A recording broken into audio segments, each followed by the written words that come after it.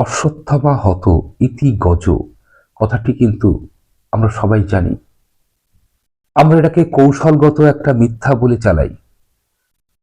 আমরা এটাকে অর্ধ সত্য একটা কথা বলে আমরা উপহাস করি এবং এই কথাটার মধ্য দিয়ে আমরা আমাদের জীবনের অনেক উদ্দেশ্যকে সফল করার চেষ্টা করি অন্যায়ভাবে। এটাকে দৃষ্টান্ত করি যে অশ্বত্থামা হত ইতি গজ, অর্থাৎ আমাকেও ঠিক এর আড়ালে কোনো মিথ্যা বলতে হবে।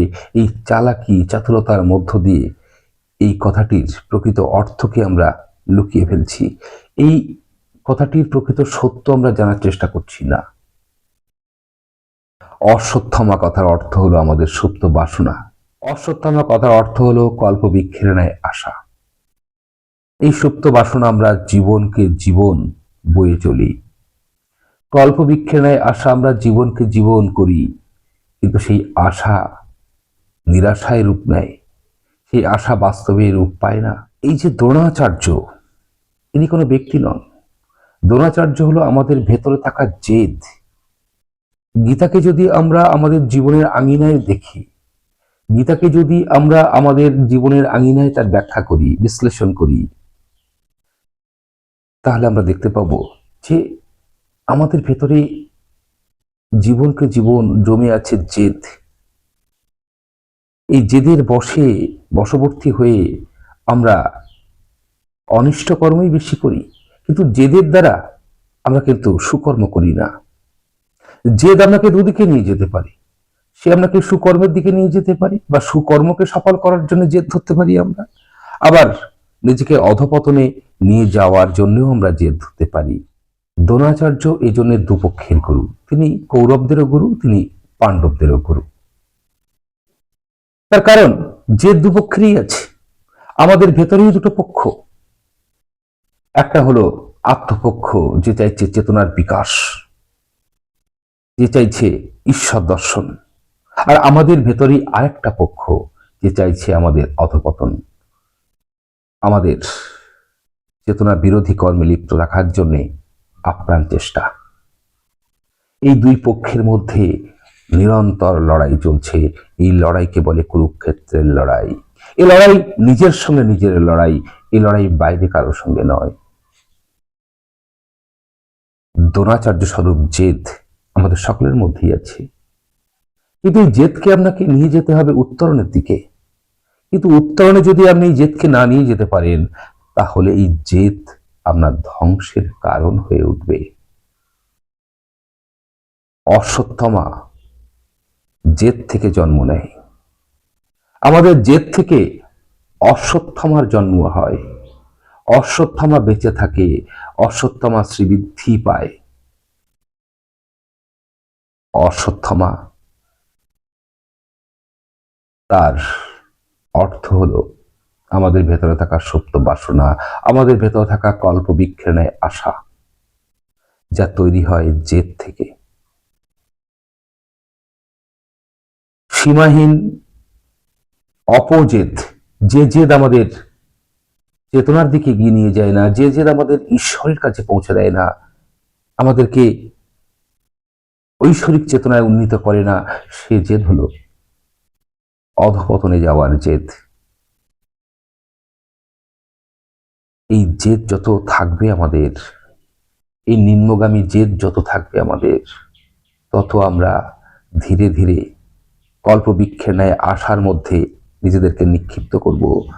আমাদের ভেতরে সুপ্ত বাসনা আরো আরো গভীরভাবে জেগে উঠবে, আর আমরা তখন আমাদের লক্ষ্যে না পৌঁছে লক্ষ্যভ্রষ্ট হয়ে আমরা এক নরকময় জীবন অতিবাহিত করি।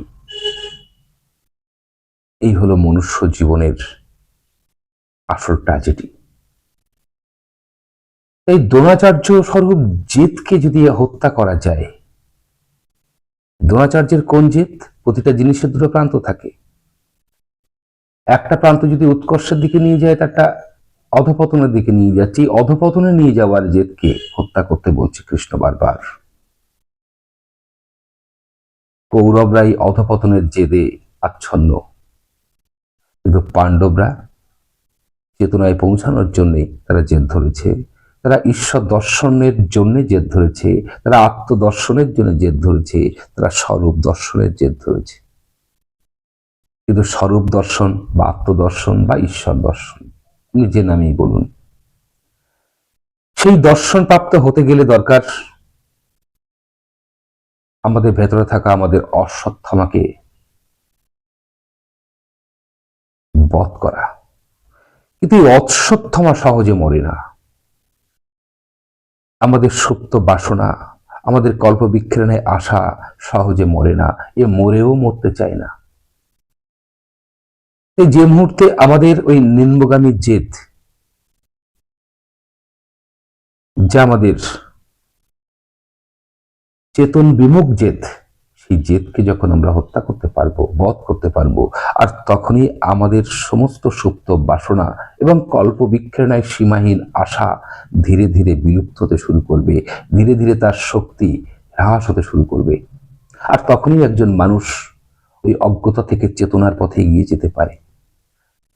আর এই জন্য দরকার জেদের মৃত্যু, অপজেদের মৃত্যু।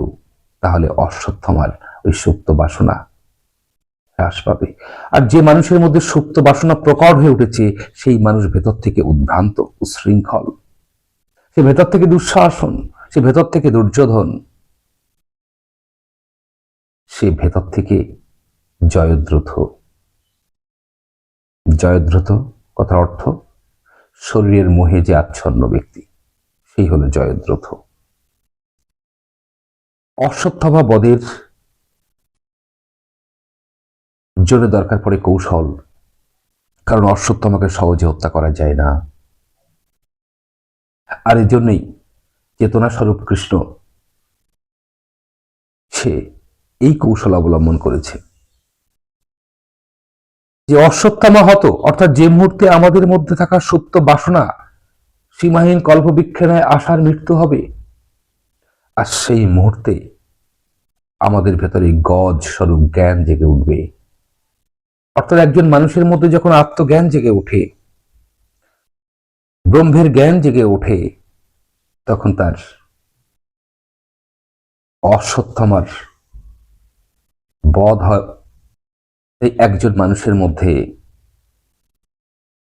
জ্ঞান তখনই জেগে উঠবে যখন ওই অশ্বত্থামা স্বরূপ সুপ্ত বাসনা হ্রাস হবে, সুপ্ত বাসনার নিবৃত্তি হবে, অল্প বিক্ষেপণায় আশা তার ওই উন্মাদনা থেকে নিজেকে শান্ত করবে।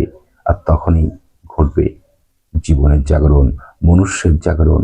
তখনই একজন মানুষ পশুত্ব থেকে মনুষ্যত্বে এবং মনুষ্যত্ব থেকে দেবত্বে পৌঁছাতে পারে।